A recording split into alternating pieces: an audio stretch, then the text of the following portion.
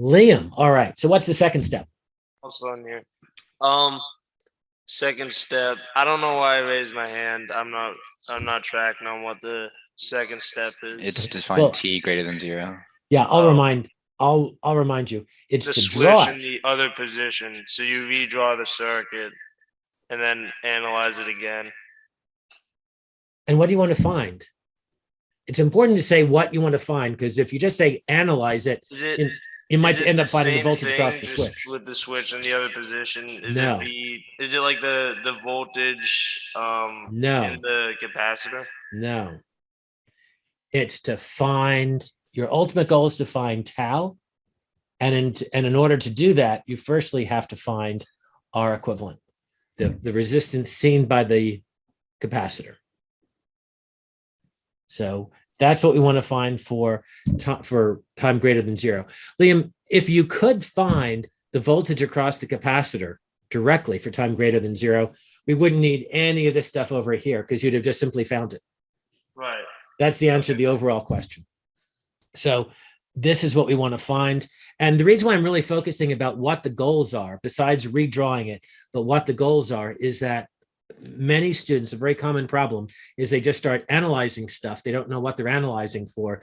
They spend a lot of time analyzing the wrong part, finding something wrong, and then it doesn't help them with those three things. Remember, the three things that we need to find ultimately is VC naught, VC of infinity, and tau, which is equivalent to finding R times C. So getting back to this, Liam, now tell me about what that circuit looks like for time greater than 0. It's the same as the above circuit, except the switch is in the other position. So it's the 9-volt. Wait, what happened? Can you? Yeah, no, I've got you. That's exactly correct.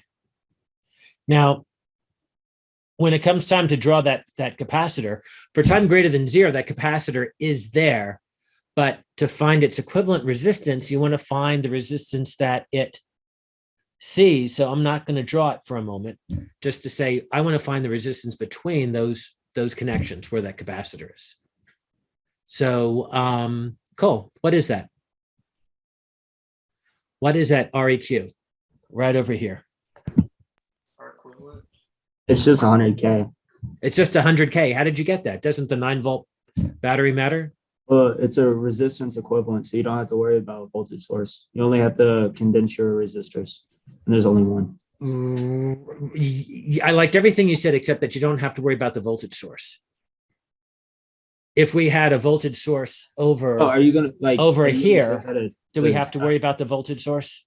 No, it turns into a short. It turns into a short. So in the example I just gave here, we do have to worry about that voltage source. It would change REQ to 0. Okay. So the important thing is to be able to change to 0 out all of our sources. So a voltage source that's 0 volts becomes a 0 volt source. I mean, it just turns into a short.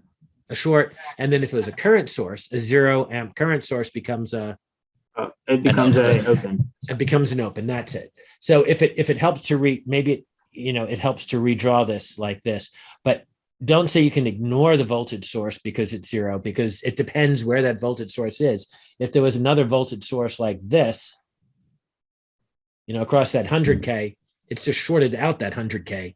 So you definitely do need to worry about it. Just realize it is 0. And so here's our REQ. And so really, obviously, our REQ is going to be 100K. And so therefore, our tau, and when I said that our tau leads to this, it's because our tau is equal to REQ times C. And so that's 100K times 10 micros. And you know better than to change this into 100 times 10 to the third times. You're just going to say 100 times 10 is 1,000. And then what's a kilo times a micro? Milli. A milli.